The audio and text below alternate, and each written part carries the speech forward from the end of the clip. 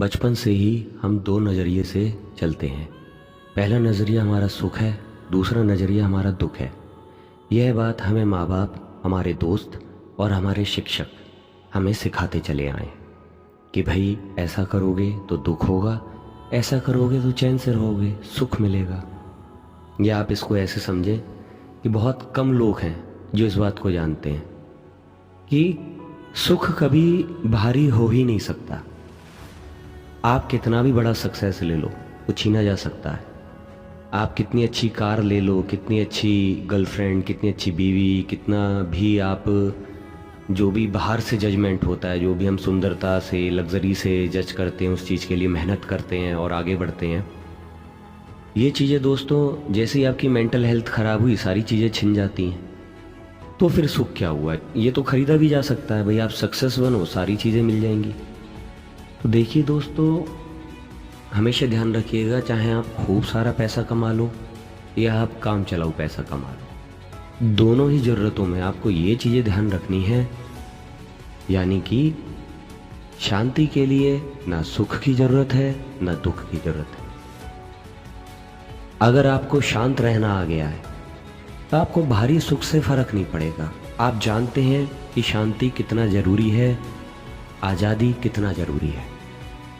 आपको काम करने की आज़ादी रहे, जो आप करना चाहते हैं वो आप करें, ये सबसे ज़रूरी होता है इस जीवन में।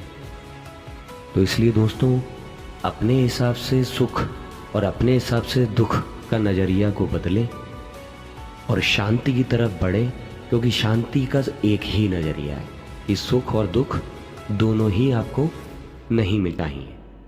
आजकल के ज़माने में शो ऑफ का ज़माना आ गया है कि भाई अब तो वो ज़माना भी नहीं है कि जब माँ बाप साइकिल पर ज़िंदगी काट देते थे और हज़ारों बीघा ज़मीन छोड़ जाते थे। अब तो जहाँ लड़के की 50,000 60,000 सैलरी नहीं हुई, तुरंत EMI पे क्रेटा ले आएगा।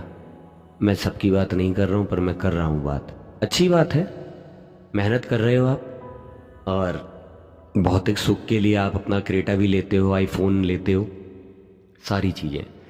लेकिन एक चीज़ ध्यान रखिएगा मेरे दोस्तों, चाहे वो लड़की हो या कोई भी गैजेट हो, किसी भी चीज़ से अगर आपको तुरंत का प्लेजर मिल रहा है, वह आपके लिए हानिकारक है।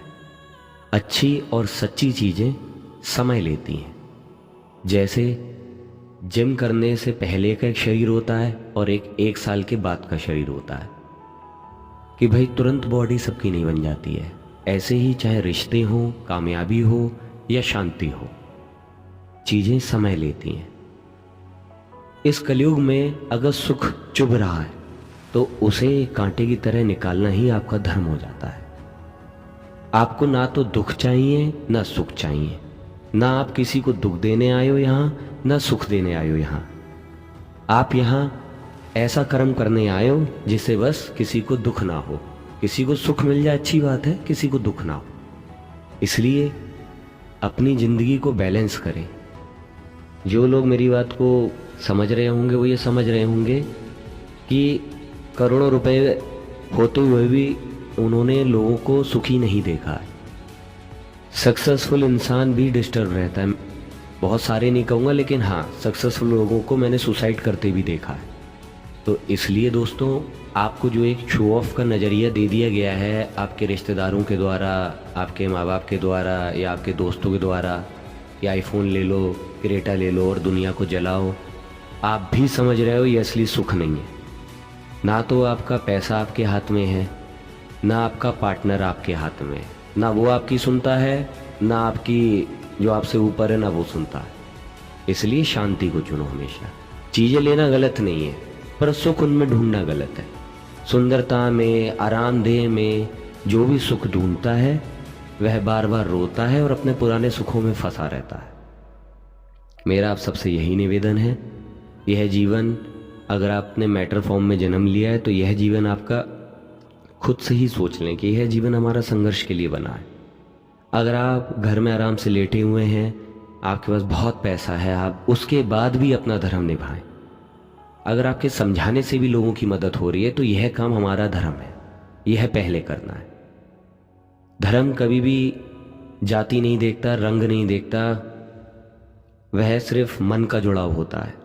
आप मन से जुड़ें, जिसे भी तकलीफ है उसकी तकलीफ सुने और उसको सही रास्ता बताएं। चलना ना चलना उसका काम है। यह अमीर, गरीब, नशेड़ी, जुआरी और शरीफ इंसान, सबसे यही बात कह रहा हूँ। नमस्ते।